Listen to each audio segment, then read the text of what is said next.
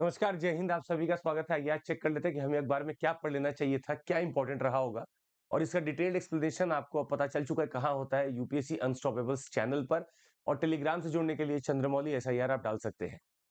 आप सभी का स्वागत है और चालू करते हैं पॉजिटिविटी के साथ। कहा जाता है वाणी रसवती यस्य यस्य श्रमवती क्रिया लक्ष्मी दानवती यस्य सफलम तस्य जीवितम। तो अपना जीवन सफल बनाने के लिए बहुत सारी चीजें आपको करनी है अभी। वाणी जिसकी रस भरी हो, रसवती हो, आप जब किसी को बोलते हो तो बुरा ना लगता हो। यस्य श्रमवती क्रिया, जब आप काम करें तो लगे कि हाँ असली परिश्रम कर रहे हैं। लक्ष्मी ही दानवती यस्य, मतलब आपकी जो कमाई है वो आप कोशिश करते हैं, दान भी करते रहते हैं, दान पुण्य भी करते रहते हैं, तभी आपका जीवन सफल माना जाएगा। तो उम्मीद है आप लोग ऐसा करेंगे और जब आप कल को चल के कुछ बनते भी हैं, इन तीन चीजों को याद रखिएगा।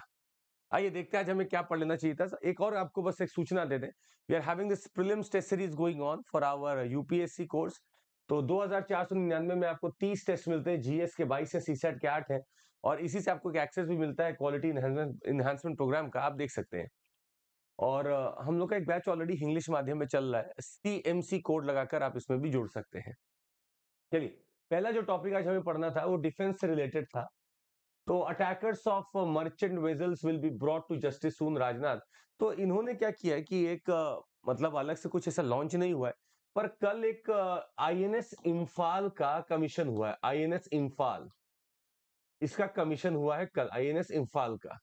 अब आईएनएस इम्फाल जो है वो P-15B इस क्लास की मिसाइल डिस्ट्रॉयर है। मिसाइल डिस्ट्रॉयर है, गाइडेड मिसाइल डिस्ट्रॉयर है। तो प्रोजेक्ट 15B क्या है, प्रोजेक्ट 15A क्या है, क्या प्रोजेक्ट्स का मतलब होता है, कहां पे हो रहे हैं प्रोजेक्ट, ये सारी चीजों की सूचना हमें पता होनी चाहिए। ये पीटी में क्वेश्चन बनते हैं, ऑब्जेक्टिव क्वेश्चंस बनते हैं इनके ऊपर। तो आईएनएस इम्फाल क्या है, क्यों है, कैसे है, इसकी चर्चा जरूर हम लोग करेंगे। और एक आपको हम टेबल दिखाना चाहेंगे कि P-15B कैसे एडवांस वर्जन है, P-15A में क्या होता है, 15B में क्या होता है, इसको जरूर हम लोग पढ़ना चाहेंगे। तो इसी को कमीशन करते हुए हमारे जो डिफेंस मिनिस्टर है उन्होंने कहा कि हम लोग अब और पावरफुल हो रहे हैं सी में भी, तो अगर ऐसा कोई भी अटैक होता है तो हम छोड़ेंगे नहीं। अगला देखते हैं। अगला इकोनॉमिक पॉलिसी से रिलेटेड है, फिस्कल डेफिसिट में breach 5.9% of GDP. Fiscal deficit का मतलब है कि आपका इनकम हो रहा है और आपका एक्सपेंडिचर हो रहा है। एक्सपेंडिचर अगर आपका बढ़ जाता है बहुत ज्यादा तो उसको आप कहते हैं कि डेफिसिट हो गया है। फिस्कल डेफिसिट उसी को कहते हैं कि सरकार कितना पा रही है और कितना खर्चा कर रही है। अगर ये 5.9% ऑफ जीडीपी जा रहा है, it could hit 6% of the target also.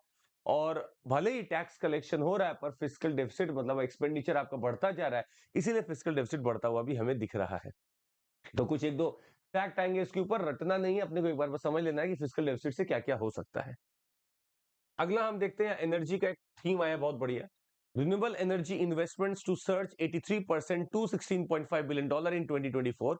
तो एक खुशखबरी है 2024 में कि हम लोगों का रिन्यूएबल एनर्जी सेक्टर बहुत तेजी से ग्रो करेगा, क्योंकि अच्छे खासे इन्वेस्टमेंट्स किए जा रहे हैं और $16.5 बिलियन अगर 2024 में आ रहे हैं तो ठीक ठाक बात है। आपका सारा जो भी रिन्यूएबल एनर्जी के सेक्टर है, कंपनीज है, वो ग्रो करेंगे। हम लोग का टारगेट भी अच्छा खासा है। अगर आपको नेट जीरो एमिशन करना है, 50 आपको परसेंट कर लेना रिन्यूएबल एनर्जी का, तो आपको रिन्यूएबल एनर्जी में खर्चा करना पड़ेगा और ये दिख रहा है यहाँ पे इस न्यूज के हिसाब से। इंडिया रशिया की थीम कल भी आई थी, आज फिर से आ गई, अभी आएगी, कुछ दिनों तक आएगी क्योंकि 5 दिन का ये उनका दौरा है। India Russia ink key pacts related to Kudankulam nuclear power plant. सही बात है। अब Kudankulam nuclear power plant Tamil Nadu बनाने में लगा हुआ है रशिया, और एक हमारे पास एक प्लांट उसमें से ऑपरेशनल भी है, तो और भी बना रहा है। ये थोड़ा अलग तरीके का पावर प्लांट है और इसमें कुछ की पैक्ट साइन हुआ है। क्या की पैक्ट, हालांकि इसकी डिटेल तो अभी नहीं आई है, पर कुडानकुलम पे और ट्रेड पे जरूर बात होगी अच्छी खासी भारत की और रशिया की। और भारत ने बोला आप हमारे स्पेशल फ्रेंड हो, हमें जरूरत नहीं है कि हम आपको बार बार किसी को देखकर कुछ बोले, आप हमारे स्पेशल फ्रेंड हो, you are always there with us and we will always be there with you. Health की बात करें, एक नया टॉपिक आया है, do shorter TB treatment plans offer the solution for India TB burden. Crash course, TB का बीमारी का सॉल्व करने का क्रैश कोर्स, उसके ऊपर रिसर्च की जा रही थी। अभी जो कोर्स चलता है उसमें 6 महीने तक दवाई लेनी पड़ती है और अगर आपने दवाई गलती से छोड़ दी कभी बीच में तो नुकसान बहुत हो सकता है।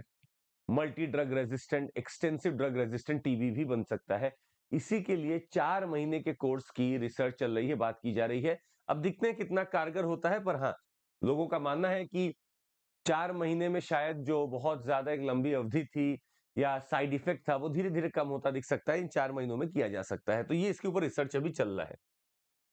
अगला एक एडिटोरियल अच्छा लगा मेरा, new economics for inclusive growth. तो इनका कहना है, ये अरुण मायरा जी हैं और इन्होंने एक बुक आई है breaking the mould reimagining India's economic future. ये रघुराम राजन जी की और रोहित लांबा जी की बुक है।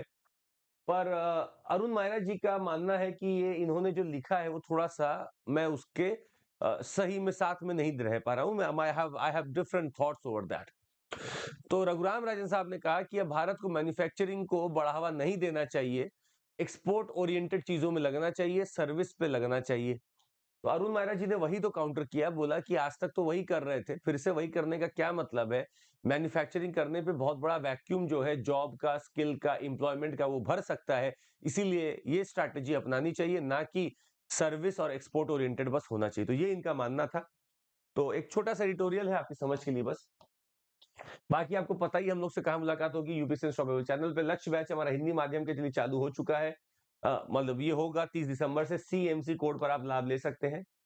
और आपके लिए जो भी आसपास मॉक इंटरव्यू दे रहे हो उनको जरूर बोलिएगा कि डैफ अपना सबमिट कर देंगे अनअकैडमी को। हम लोग बहुत अच्छे से उनका एनालिसिस करके मॉक भी लेंगे। That would be all from my side. Thank you so much. Take care. जय हिंद। अपना ध्यान रखिएगा, पढ़ते रहिएगा और निरंतरता ही सफलता की कुंजी है। जो निरंतर है वही सफल है। जय हिंद, जय हिंद। Thank you.